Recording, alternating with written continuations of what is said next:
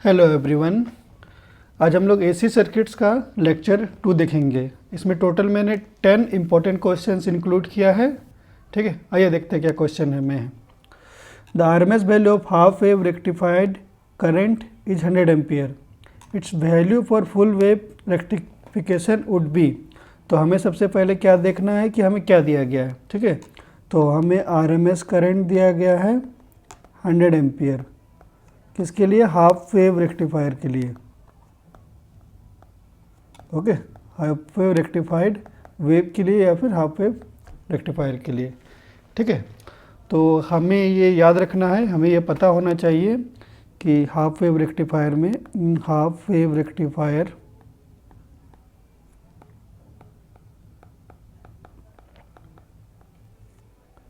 Sign wave I R M S value of current क्या होता है? आई एम, मतलब maximum value of current divided by 2 होता है। ये रिलेशन हमें याद रखना है half wave rectified sine wave के लिए। Okay, R M S value of current क्या होता है? I M by 2। ओके, तो हमें क्या आई आर एम एस दिया हुआ है 100 एम्पियर। इससे हम आई एम निकाल सकते हैं। तो आई एम क्या हो जाएगा? 2 इंटू 100, 200 एम्पियर। ओके, तो हमें क्या निकालना? It's value for full wave rectification would be. हमें क्या है? फुल वेव रेक्टिफिकेशन के केस में आरएमएस करंट निकालना है। ओके, तो फुल वेव रेक्टिफिकेशन में हमें क्या होता है? For full wave rectified sine wave, full wave rectified sine wave में क्या होता है? I R M S value of current equal to क्या होता है? I M by √2। तो ये भी हमें याद रखना है। तो ये याद रखना है हमें और ये याद रखना है, दो चीज़ हमें याद रखना है। जब half wave rectified sine wave रहेगा तब R M S value of current क्या होता है? Maximum current by 2। लेकिन जब फुल वेव रेक्टिफाइड करंट रहेगा तो आर एम एस वैल्यू क्या होता है? I M by √2। तो ये हाफ वेव आप लोग तो समझ ही रहे होंगे। ठीक है, हाफ वेव मतलब क्या? जब आउटपुट में हमारा सिंगल साइन वेव हो। ओके, ये पाई हो गया, ये 2 पाई हो गया। और फुल वेव मतलब क्या होता है? रेक्टिफाइड मतलब 2 बार 2 पल्स होगा। ये पाई हुआ, ये 2 पाई हुआ। यहाँ पे क्या हो रहा है? पाई से 2 पाई 0 था, लेकिन यहाँ पे हमें 2 पल्स दिखेगा। ये हो गया फुल वेव रेक्टिफाइड। ओके, तो आइए, हमें आई एम मैक्सिमम करंट मिल गया था। ओके, तो इससे हम आई आर एम एस निकाल सकते हैं। I R M S equal to 200 by √2। तो क्या होगा? 2 इंटू 100 बाई √2, तो √2 इंटू 100। तो ये क्या हो जाएगा? √2 का वैल्यू हमें याद रहना चाहिए, 1.414 होता है इंटू 100। क्या हो जाएगा? 141.4 एम्पियर। तो करेक्ट आंसर क्या हो जाएगा? Option A. Okay, the RMS value of a sinusoidal AC current is equal to its value at an angle of degrees. Okay, तो सबसे पहले हमें स्टैंडर्ड इक्वेशन पता होना चाहिए। स्टैंडर्ड इक्वेशन क्या होता है? स्टैंडर्ड इक्वेशन क्या होता है?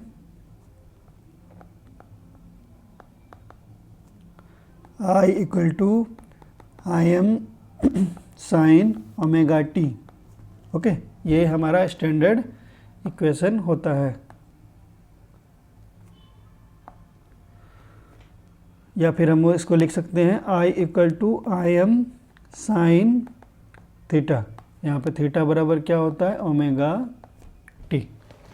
ओके, तो अगर इस केस में हम आरएमएस निकालते हैं, आरएमएस वैल्यू ऑफ करंट, वो क्या होता है कि ये जो आपका रहता है साइन थीटा का जो टर्म रहता है स्टार्टिंग वाला मैग्नीट्यूड पार्ट, ठीक है, वो क्या यहाँ पे क्या है? आई एम डिवाइडेड बाय हमारा क्या हो जाएगा? √2। ठीक है, जैसे मैं एग्जांपल देके बता दे रहा हूँ आपको। सपोज कीजिए I equal to 2 sine omega T है। ओके, ये मैंने बस एग्जांपल लिया एक। तो इसका आरएमएस करंट क्या हो जाएगा? 2 डिवाइडेड बाय √2।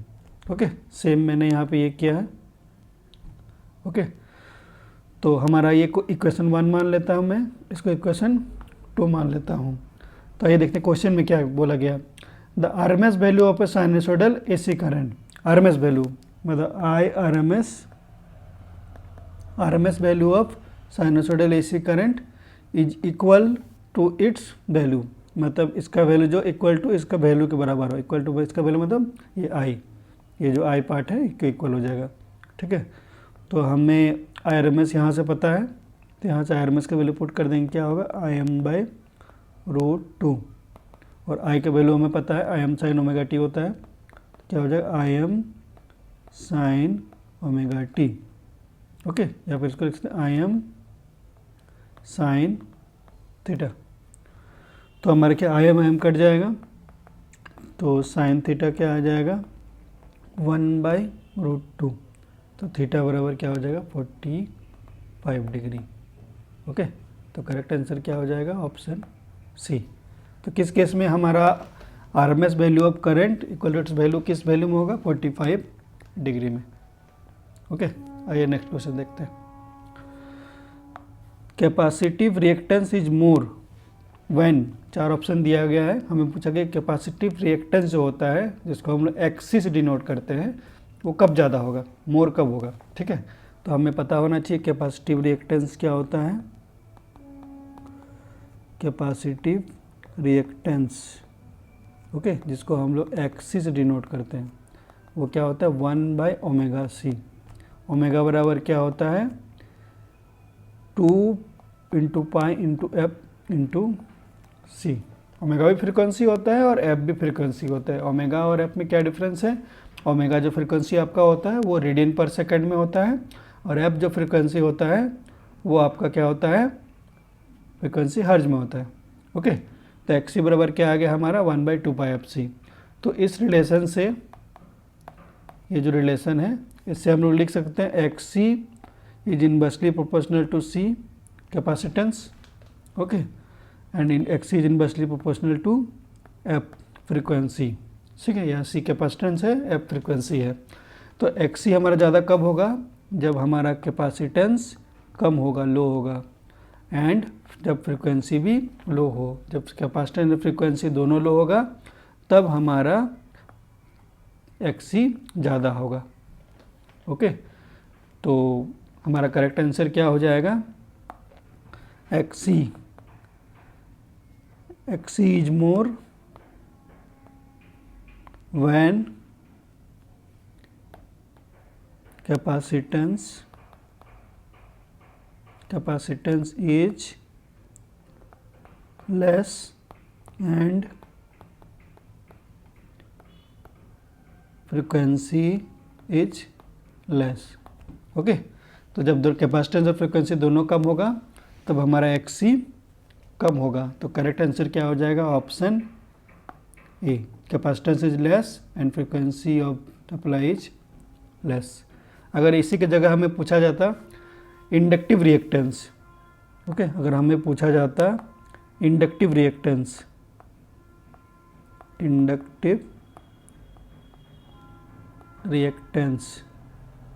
जिसको हम लोग किससे डिनोट करते हैं एक्सएल से। ओके, ये क्या होता है ओमेगा एल, मतलब ओमेगा इक्वल टू क्या होता है 2πf × एल। तो यहाँ पे क्या होता है XL is directly proportional to F and directly proportional to inductance. Okay, inductive reactance मतलब ये इंडक्टर हो गया। ओके, कैपेसिटिव रिएक्टेंस मतलब यहाँ पे कैपेसिटर का पार्ट होगा। ओके, तो जब फ्रिक्वेंसी हाई हो और वैल्यू ऑफ इंडक्टेंस हाई हो तब हमारा एक्सएल ज़्यादा होगा। ओके, अगर हमसे ये पूछा जाता है इंडक्टिव रिएक्टेंस, तो जब दोनों हाई होगा, फ्रिक्वेंसी एंड इंडक्टेंस दोनों जब हाई होगा उस केस में इंडक्टिव रिएक्टेंस हमारा ज़्यादा होगा। ओके, आइए नेक्स्ट क्वेश्चन देखते हैं। In a series resonant circuit the impedance of the circuit, हमें in a series resonant circuit में क्या बोला है इम्पिडेंस ऑफ द सर्किट पूछा है। ओके, तो हमें पता होना चाहिए कि Z बराबर क्या होता है R + J XL - XC। ये कहाँ से आया, इसका सर्किट डायग्राम क्या होता है, सपोज कीजिए रजिस्टर है, कैपेसिटर है, रेजिस्टर है, इंडक्टर है और कैपेसिटर है, और ये एसी सप्लाई दिया गया है इसमें RLC, 3 एलिमेंट है, सप्लाई वोल्टेज है, मान लेने करंट I है। तो इसी से आता है Z बराबर R प्लस जे XL माइनस XC। तो इसी का हम लोग मैग्नीट्यूड फॉर्म में लिखेंगे तो क्या आएगा R square plus XL minus XC का होल स्क्वायर। जब भी मैग्नीट्यूड होता है तो क्या होता है, रियल पार्ट का स्क्वायर प्लस इमेजिनरी पार्ट का स्क्वायर, ये दोनों का हमें रियल का स्क्वायर और इमेजिनरी पार्ट का स्क्वायर होता है। ठीक है, तो हमें ये पता होना चाहिए कि एट रेजोनेंस कंडीशन में क्या होता है। यहाँ हमें क्या बोला है, सीरीज रेजोनेंस कंडीशन। ठीक है, सीरीज रेजोनेंस, रेजोनेंस या रेजोनेट एक ही बात है। तो क्या होता है, series XL equal to XC। ठीक है, मतलब जो हमारा इंडक्टिव रिएक्टेंस है और कैपेसिटिव रिएक्टेंस है वो दोनों जब बराबर हो जाए उस केस को बोलते हैं हम लोग रेजोनेंस, सीरीज रेजोनेंस। ओके, तो जब XL इक्वल टू XC हो जाएगा तो हमारा इस इक्वेशन से हम Z लिख सकते हैं। Z बराबर क्या हो जाएगा, R प्लस जे 0 मतलब R। अगर मैग्नीट्यूड लेंगे हम इसका तो क्या होगा, मॉड लेंगे तो क्या होगा, ओनली R हो जाएगा। ओके, तो हम अगर इस को इक्वेशन 1 मान लेते हैं, इसको इक्वेशन 2 मान लेते हैं, तो हम देख सकते हैं कि इक्वेशन 1 में R स्क्वायर के साथ XL माइनस XC का होल स्क्वायर का टर्म भी था आपका। ओके, लेकिन जब इक्वेशन 2 में क्या, ओनली R का टर्म है, मतलब हमारा जब रेजोनेंस कंडीशन में क्या हुआ, जो इम्पीडेंस हुआ डिक्रीज किया। ओके, इम्पीडेंस क्या किया हमारा, डिक्रीज किया। तो हमारा करेक्ट आंसर क्या हो जाएगा, minimum in a series resonant circuit the impedance of the circuit is minimum. Minimum क्यों हुआ, क्योंकि XL माइनस XC वाला जो पार्ट था ये पार्ट क्या हो गया आपका, ये 0 हो गया। 0 हो गया तो Z equal to magnitude part क्या होगा, ओनली R हो गया। तो सीरीज रेजोनेंट केस में क्या हो जाएगा, इम्पीडेंस मिनिमम हो जाएगा। ओके, अगर यहीं पे हमें पूछा जाता करंट के बारे में, ओके, अगर करंट पूछा जाता कि क्या होगा सीरीज रेजोनेंट कंडीशन में, तो करंट बराबर क्या होता है, V bye mod Z। Okay, तो अगर Z अगर लो होगा, अगर Z हमारा कम होगा तो करंट हमारा इंक्रीज करेगा। तो रेजोनेंस कंडीशन में क्या हुआ, रेजिस्टेंस हमारा कम हुआ। ठीक है, मतलब इम्पीडेंस हमारा कम हुआ, इम्पीडेंस हमारा डिक्रीज किया तो करंट में ये हुआ, मैक्सिमम हुआ। तो अगर आपको सीरीज रेजोनेंट कंडीशन में अगर आपको इम्पीडेंस पूछा जाएगा तो इम्पीडेंस क्या होता है, मिनिमम होता है। ठीक है, रेजोनेंस कंडीशन में आप लोग इसको याद रखिएगा। रेजोनेंट कंडीशन में इम्पीडेंस क्या होता है, मिनिमम होता है, और करंट क्या होता है, मैक्सिमम होता है। ओके, आइए नेक्स्ट क्वेश्चन देखते हैं। The best place to install a capacitor is, हमें बोला गया है कि सबसे बेस्ट प्लेस कहाँ है कैपेसिटर को इंस्टॉल करने का। ठीक है, कैपेसिटर कैसे होता है, ये आपका कैपेसिटर होता है। ओके, इसको सी से डिनोट करते हैं। तो हम कैपेसिटर इंस्टॉल ही क्यों करते हैं, सबसे पहले आपको, ठीक है, कैपेसिटर हम लोग इंस्टॉल करते हैं रिएक्टिव पावर सप्लाई करने के लिए। कैपेसिटर हम लोग क्यों सप्लाई करते यूज़ करते हैं, टू प्रोवाइड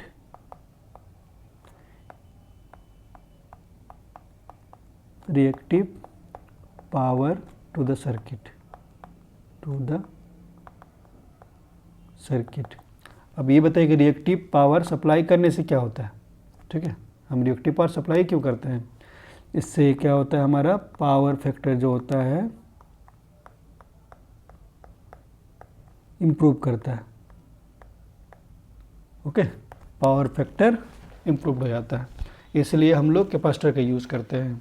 मोस्टली जो भी आपका लोड होता है, जो भी लोड मीन्स आपका जैसे आपका इंडक्शन मोटर हुआ जो घर में यूज़ करता है, या फिर हीटर हुआ, या कोई भी इलेक्ट्रिकल इक्विपमेंट, वो मोस्टली क्या होता है, उसमें एक्चुअली इंडक्टिव लोड होता है। ओके, इंडक्टिव लोड होता है। तो इंडक्टिव लोड और इंडक्टर का क्या प्रॉपर्टी होता है, इंडक्टर का क्या प्रॉपर्टी है होता है, ये to consume reactive power. Okay, inductor का काम रहता है, ये रिएक्टिव पावर को कंज्यूम करता है। तो अगर ये रिएक्टिव पावर को कंज्यूम करेगा तो हमें रिएक्टिव पावर सप्लाई करना पड़ेगा कहीं से। तो उसी रिएक्टिव पावर को फुलफिलमेंट के लिए हम लोग क्या यूज़ करते हैं, कैपेसिटर लगाते हैं। ठीक है, और ये कैपेसिटर हम कहाँ लगाएंगे, आपका जो इंडक्टर है उसी के हम लोग शंट में या पैरेलल में लगाएंगे कैपेसिटर। जब भी हम लोग लगाएंगे उसके शंट या पैरेलल में लगाएंगे। तो करेक्ट आंसर क्या हो जाएगा, across the terminal of the inductive load. हम लोग जो इंडक्टिव लोड है उसके टर्मिनल में लगाएंगे। ठीक है, आइए नेक्स्ट क्वेश्चन देखते हैं। Capacitor for power factor correction are rated in. जो कैपेसिटर जो पावर फैक्टर करेक्शन के लिए हम लोग यूज़ करते हैं उसको किस में रेट करते हैं, किलोवाट में कि केवीए में कि केवी में कि केवीआर में। ओके, तो जनरली क्या होता है, जो हमारा कैपेसिटर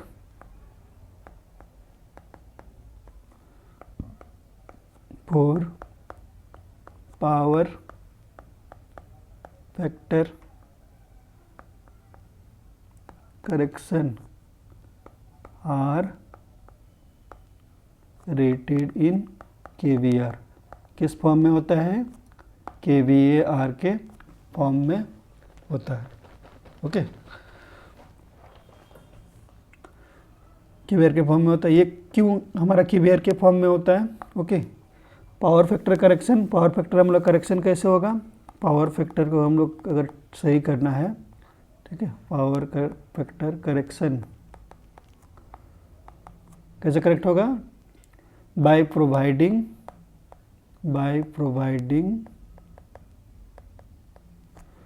रिएक्टिव पावर। ओके, हमने अभी डिस्कस किया कैपेसिटर क्या करता है, रिएक्टिव पावर प्रोवाइड करता है। ठीक है, तो हमारा क्या रिएक्टिव पावर को प्रोवाइड करके हम पावर फैक्टर को करेक्शन कर सकते हैं। और ये एक्चुअली क्या होता है, रिएक्टिव पावर कैसे डिनोट करते हैं, क्यू, और इसका यूनिट क्या होता है, केवीएआर। ओके, आइए इस ट्रायंगल को आप देखिए। ठीक है, पावर ट्रायंगल को। ओके, ये दोनों सेम ही है। ओके, दोनों जो फिगर है आपका, ये फिगर और ये फिगर, पावर ट्रायंगल दोनों सेम ही है। तो इसमें आपका सब कुछ क्लियर हो जाएगा। ठीक है, ये आपका पावर ट्रायंगल है। ठीक है, ये जो आपका पार्ट हुआ, ये जो पार्ट है आपका, जिसको हम लोग क्या बोलते हैं, रियल पावर और ट्रू पावर। इस पार्ट को क्या बोलते हैं हम लोग, रियल पावर और ट्रू पावर, जिसको हम लोग किससे डिनोट करते हैं, किलोवाट से। ओके, उसके बाद ये वाला जो पार्ट हुआ आपका, ये वाला जो पार्ट है, इसको हम लोग किससे डिनोट करते हैं, रिएक्टिव पावर। ठीक है, जिसको हम लोग किससे, भार में या केवीएआर में मेजर करते हैं।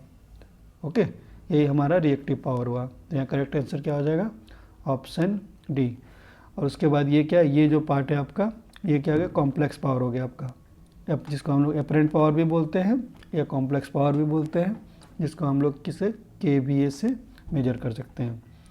तो अगर आपको एक्टिव पावर पूछेगा तो उसका क्या हो जाएगा यूनिट, किलोवाट। अगर आपसे रिएक्टिव पावर पूछेगा तो उसका क्या हो जाएगा, केवीआर। अगर आपको एपरेंट पावर या कॉम्प्लेक्स पावर पूछेगा तो उसका क्या हो जाएगा, केवीए। ओके, इस पावर ट्रायंगल डायग्राम में भी ये बताया गया है। ये पार्ट आपका क्या हो गया, किलोवाट, ये पार्ट क्या हो गया, केवीआर, और ये पार्ट क्या हो गया, केवीए। इसमें आपका इक्वेशन भी लिखा गया है, P इक्वल टू क्या है, BI cos phi. Active power या ट्रू पावर क्या होता है, BI cos phi. Reactive power क्या होता है आपका, BI sin फाई। और एपरेंट पावर क्या होता है, only V into I. Okay, आइए नेक्स्ट क्वेश्चन देखते हैं। Inductance affect the direct current flow. हमें क्या बोला गया, इंडक्टेंस डायरेक्ट करंट फ्लो को अफेक्ट करता है only at the time of turning off, only at the time of turning on, eight the time of turning on end of, eight the time of operation. तो सबसे पहले हमें inductor का property पता होना चाहिए। ओके, इंडक्टर, इसको inductance L से डिनोट करते हैं। ये क्या करता है, इंडक्टर क्या प्रॉपर्टी होता है, इट अपोजेस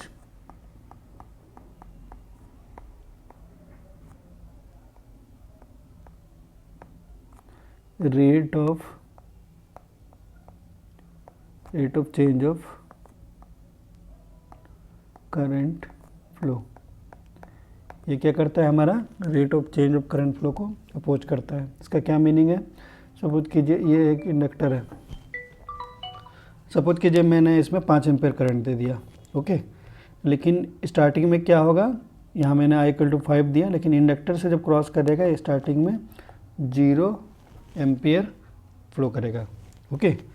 कुछ समय के बाद एट टी टाइम, ठीक है, इस टी टाइम को क्या बोलते हैं, स्टेडी स्टेट, ओके। उस समय क्या होगा, करंट I = 5 एम्पियर फ्लो करना शुरू कर जाएगा। तो इनिशियली ये कैसे बिहेव करेगा सर्किट, ये एक ओपन सर्किट की तरह बिहेव करेगा, ओके। लेकिन कुछ समय के बाद टी टाइम पे ये कैसे बिहेव करेगा, शॉर्ट सर्किट की तरह बिहेव करेगा। पहले ओपन सर्किट बिहेव करेगा, बाद में ये शॉर्ट सर्किट की तरह बिहेव करेगा, ओके। तो inductance affect the direct current flow at the time of turning on and turning off. ये दोनों टाइम में इंडक्टेंस अपोज करेगा डायरेक्ट करंट फ्लो को, ओके। तो आपका आंसर क्या हो जाएगा, option C. All the rules and laws of DC circuit also supply to AC circuit containing. जो भी पूछा गया कि जो भी रूल एंड लॉज जो होता है DC सर्किट में, वो सेम रूल AC सर्किट में भी अप्लाई होगा, वो कौन से एलिमेंट के लिए, ओके।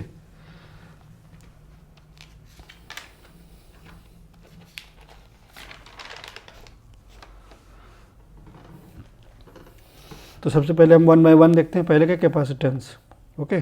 कैपेसिटेंस में क्या होता है, XC बराबर क्या होता है, 1/ωc, ठीक है। तो सपोज कीजिए इसमें हम DC सप्लाई देते हैं, ठीक है। DC में क्या होता है हमें पता है, फ्रीक्वेंसी और ओमेगा जो होता है, ओमेगा 0 होता है। तो XC क्या हो जाएगा, 1/0, मतलब इनफाइनाइट। मतलब जो ये कैपेसिटर सर्किट रहेगा वो कैसे बिहेव करेगा, ओपन सर्किट तरह बिहेव करेगा, ओके। लेकिन हम लोग AC सप्लाई करेंगे, ओके, तो क्या होगा, XC = 1/ωc होगा। और जो AC सप्लाई का जो फ्रीक्वेंसी होगा वही फ्रीक्वेंसी यहाँ पे होगा, ओके। तो दोनों केस में अलग अलग आया। DC के केस में XC बराबर क्या आ गया, इनफाइनाइट आ गया। लेकिन AC सप्लाई देंगे तो क्या है, XC = 1/ωc, मतलब कुछ वैल्यू आएगा, ओके। तो जो भी रूल DC सर्किट में था, ओके, वो AC सर्किट में अप्लाई नहीं हो रहा है कैपेसिटर के केस में। कैपेसिटर के केस में तो ऑप्शन ए तो नहीं होगा। अब हम देखते हैं इंडक्टर का L, जिसको इंडक्टिव रिएक्टेंस XL बराबर क्या होता है, ωL, ओके। तो अगर हम लोग इसमें DC सप्लाई करते हैं, DC मतलब फ्रीक्वेंसी DC में क्या होता है हमारा, 0 होता है। तो XL क्या हो जाएगा, 0 मतलब ये एक शॉर्ट सर्किट की तरह बिहेव करेगा। अगर हम लोग AC सप्लाई देते हैं तो XL क्या हो जाएगा, ωL हो जाएगा। जो हमारा सप्लाई, जो भी फ्रीक्वेंसी हम देंगे AC सप्लाई में, वही फ्रीक्वेंसी यहाँ पे भी होगा। तो यहाँ पे भी हमारा इंडक्टिव लोड में भी इंडक्टेंस में हमारा मैच नहीं कर रहा है। यहाँ पे इंडक्टेंस DC केस में 0 आ रहा है, मतलब इंडक्टिव रिएक्टेंस, और AC केस में क्या आ रहा है, ωL आ रहा है, ठीक है। तो ये सेटिस्फाइड नहीं करेगा। तीसरा है रेजिस्टेंस। तो रेजिस्टेंस के केस में हमारा क्या होगा, Z हम इम्पीडेंस मान लेते हैं, Z बराबर क्या होगा, R होगा AC के केस में, और मैग्नीट्यूड ऑफ मॉड Z बराबर क्या होगा, R होगा DC के केस में भी। मतलब रेजिस्टेंस में AC सप्लाई कीजिए या DC सप्लाई कीजिए, रूल आपका डिफर नहीं करेगा। तो इसमें क्या वही पूछा गया था, all the rules and laws of DC circuit also supply to AC circuit containing resistor only. जिस सर्किट में सिर्फ रजिस्टर रहेगा वहाँ पे AC और DC दोनों जो भी रूल्स एंड लॉ लाएगा वो सेटिस्फाई करेगा, एग्री होगा, ओके। नेक्स्ट क्वेश्चन देखते हैं। Power factor of an inductive circuit is usually improved by connecting capacitor to it. हमें यही पूछा गया है कि पावर फैक्टर जो इंडक्टिव सर्किट में इम्प्रूव होता है कैपेसिटर को कनेक्ट करके, ठीक है। तो कैपेसिटर कहाँ कनेक्ट करेंगे हम लोग, शंट में कनेक्ट करेंगे। इससे पहले मैंने डिस्कस किया था शंट या फिर पैरेलल में कनेक्ट करके। सपोज कीजिए ये आपका इंडक्टिव लोड है, ये अगर आपका लोड है तो इसमें हम लोग एक कैपेसिटर कनेक्ट कर देंगे। ओके, कैपेसिटर क्या करेगा, हमारा लैगिंग भार्स प्रोवाइड करेगा, मतलब रिएक्टिव पावर प्रोवाइड करेगा। ओके, यहाँ रिएक्टिव पावर हमारा प्रोवाइड करेगा, जो रिक्वायरमेंट रहेगा लोड का, इंडक्टिव लोड का, वो फुलफिल कर जाएगा।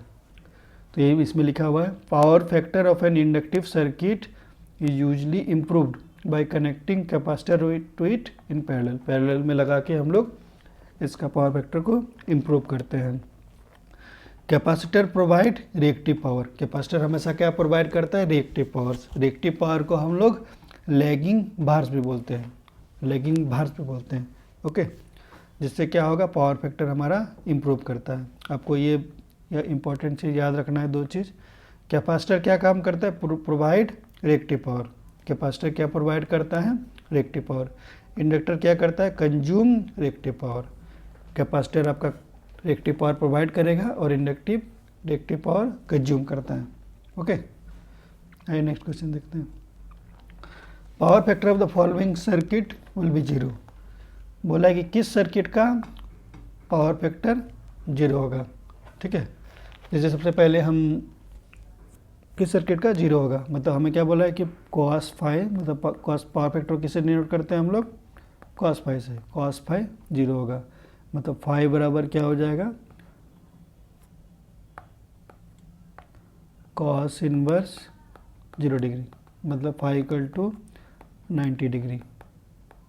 ओके, ये फाइव क्या होता है, वोल्टेज एंड करंट के बीच में एंगल होता है। तो कौन से सर्किट के बीच में, रेजिस्टेंस, इंडक्टेंस, कैपेसिटेंस, ये तीन एलिमेंट हम लोग जनरली यूज़ करते हैं सर्किट में। तो किस एलिमेंट के क्रॉस, मतलब किस एलिमेंट को यूज़ करने से हमारा पावर फैक्टर 0 होगा, या फिर हम कह सकते हैं कि वोल्टेज और करंट के बीच में एंगल 90 डिग्री होगा। ओके, तो सबसे पहले हम एग्जांपल लेते हैं, सपोज कि कैपेसिटिव सर्किट के लिए। ओके, इसमें हम लोग AC सप्लाई देते हैं, ये करंट आई फ्लो करेगा। तो इसका हम लोग अगर डायग्राम बनाएंगे तो ये वोल्टेज का हो गया। तो हमें पता है कैपेसिटिव सर्किट में करंट हमेशा लीड करेगा। ओके, कितना एंगल से लीड करेगा, 90 डिग्री से लीड करेगा। ओके, तो कैपेसिटिव सर्किट में हमारा 90 डिग्री से लीड कर रहा है, मतलब इस यहाँ पे एंगल 5 बराबर कितना आ रहा है, 90 डिग्री। तो ऑब्वियसली पावर फैक्टर हमारा cos five equal to 0 degree होगा। तो कैपेसिटर हमारा सेटिस्फाइड कर रहा है। इसके बाद हम लेते हैं इंडक्टर। इंडक्टर, ये करंट आई है। इंडक्टर केस में क्या होता है, वोल्टेज ये 0 डिग्री हो गया, तो जो करंट होता है वो लैग करता है 90 डिग्री से। ओके, इंडक्टिव सर्किट के केस में ओनली इंडक्टेंस रहेगा, तो करंट जो होगा आपका वो लैग करेगा वोल्टेज से। Okay, 90 degree. तो इस केस में भी हमारा वोल्टेज और करंट के बीच में एंगल कितना आ रहा है, 90 डिग्री। तो पावर फैक्टर कितना हो जाएगा, 0 डिग्री। तो मतलब ये भी इंडक्टिव सर्किट, इंडक्टर भी सेटिस्फाई कर रहा है। अब तीसरा क्या दिया हुआ ऑप्शन, रेजिस्टर। ओके, तो रेजिस्टर में केस में क्या होता है, सपोज कीजिए इसमें AC सप्लाई हम दे रहे हैं, करंट आई फ्लो कर रहा है। तो सपोज कीजिए ये भी वोल्टेज हुआ, तो करंट क्या होगा हमारा, सेम फेज में होगा। ओके, तो यहाँ पे एंगल कितना आ रहा है, 5 इक्वल टू 0 डिग्री।